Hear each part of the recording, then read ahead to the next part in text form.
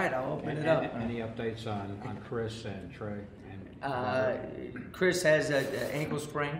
Obviously, he played with it the other night. He's been doing the rehab. Did a precautionary X-ray this afternoon just to, rule out anything. They haven't got the results back from that. So he's going to be limited the next couple of days. We think he should be able to play on Saturday. Trey's progress has been good, but anybody who's dealt with those groin injuries knows that those can be lingering. So he'll be limited or held out the next couple of days, and that will probably be a game time decision in terms of how he's feeling at 12 o'clock on Saturday. Robert has progressed well. Doctors looked him over yesterday. Obviously, the big key is to prevent or limit any swelling.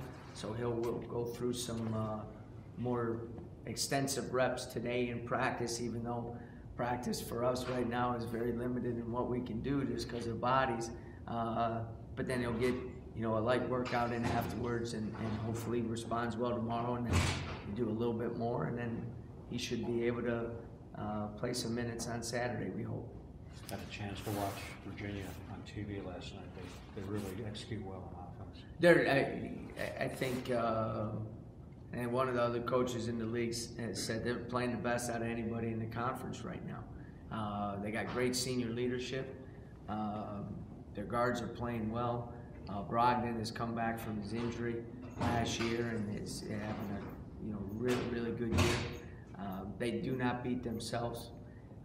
You look at their stats, I think they're first or second in almost every statistical category in the league, both on the defensive end and on the offensive end. So, I mean, they're good. You have to play extremely well to be able to compete with them.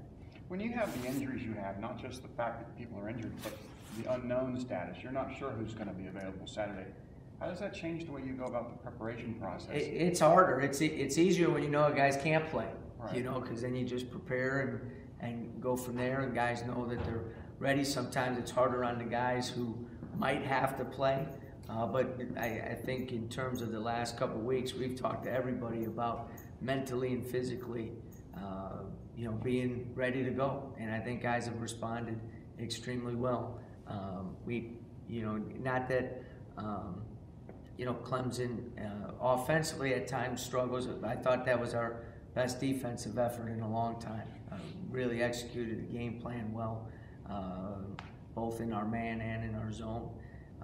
And so, I thought our guys, as I said after the game, they gave everything they had, and you get to a point where whoever you have out there, we need to make a couple plays there at the end, and I think we're progressing to that.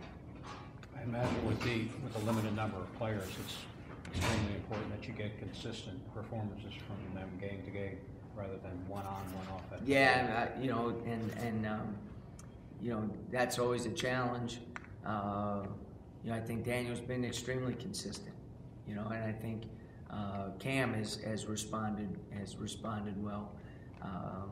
But there's no question that, especially when you're limited in your number, that the guys that you go to and so forth need to be very consistent in not only in their performance, but in terms of finishing shots and doing different things like that. I thought our consistency on the defensive end was very good. And again, sometimes because of the numbers, when a guy is called on, like for example, Marcus was called on to really do a great job defensively on McDaniels, and he did. He did a tremendous job. Now, does that take away a little bit on the offensive end? And when you don't have someone that can maybe pick that up, then that's when you get into a little problem. Was Chris limited all physically against Clemson? A little bit. Yeah. I think he was a little gimpy, but I don't think it affected his overall play. I thought he responded pretty well, for the most part. Coming out of that last 16 seconds, did you get what you were looking for? But yeah, we had a couple different options on it, but we've had pretty good success, in crucial situations, putting the ball in Marcus's hands. And we really felt that with Daniel and Cam on the weak side, that if we missed that first shot, that we would get an opportunity to get a second shot. They didn't leave Chris on that, which opened up the drive. They made a good defensive play on the initial one, and then Daniel, you know, we knew they were probably going to have two guys on Daniel, and that's exactly what they did, and that's why Cam was freed up for the offensive rebound. With Chris, you've mentioned before just how you need him to contribute 8 to 12 points. He's been so up and down. Is there anything you put your finger on, and he's more than he's a sophomore and he's going to be consistent, or do you feel like there's other issues at play? No, I think, you know, again, you know, just the maturation of a player, the fact that, you know, he can help us in other ways other than just making baskets. Right. And, you know, I think at times, and not just Chris, but players in general, a lot of times their offense dictates the other aspects of the game, if they're making or knocking down shots or whatever. And, you know, when you take a look at guys, you know, a good example is Joe Harris. You know, he's had what some people might consider a down year offensively. Now in the league, he's picked it up, but he does all the other stuff even when he's not making baskets. And so sometimes that just comes with experience.